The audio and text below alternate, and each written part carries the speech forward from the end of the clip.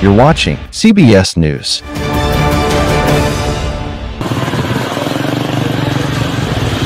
Mji wa Moisbridge katika kaunti ya Uasin Gishu ni mji wenye historia ya kikoloni na mji wa pili kwa ukubwa katika kaunti hii. Mji huu ambao ulijulikana kama Moisbridge enzi za wakoloni ulikuwa makazi ya Waingereza kabla ya wakazi kumsihi rais mstaafu marehemu Daniel Arap Moi kubadilisha jina la eneo hili na kuipa jina Moisbridge. Moi alikuwa anakuja kwenda Trans Nzoia. Sasa sisi wase tukasimamisha yeye kwa daraja. Tukaomba Moi aitwe jina yake Moisbridge badala ya Moisbridge. Basi Moi akakubali. Mji huu ambao unapatikana kwenye mpaka wa kaunti ya Trans Nzoia, Kakamega na Uasin Gishu kwa muda mrefu umekumbwa na uhaba wa miundombinu, huku visa vya unyakuzi wa ardhi vikiendelea kushuhudiwa.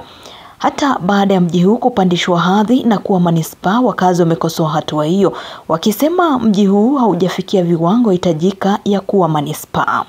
Tunahitaji ofisi ya DCI iweze kukua hapa, ofisi ya homicide pia iweze kukua hapa, ofisi ya gender. Mahali mtu anaweza kukaa chini, anajieleza kama ni issue ya rape case, anaeleza defilement, anaeleza, lakini hapa hakuna hiyo ofisi. Sasa watajenga kando tu mabati namna hii.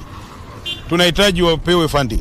Tuna viwanja vilienyakuliwa katika area hii ya Moisbridge na kuomba gavana urudishe, sababu kwenda kununua kiwanja ili tuweke makaburi itakuwa muda mrefu. Serikali ya kaunti ya Uasin Gishu kupitia gavana Jonathan B imewahakikishia wakazi kuwa itajitahidi kuboresha mji wa Moisbridge kupitia fedha za kufadhili zoezi la kupandisha miji kuwa manispaa. Mpango kamili ile physical planning ya kuchora na kuhakikisha kwamba Moisbridge inakuja kwa standard ya municipality. Kuna some funding tunatarajia.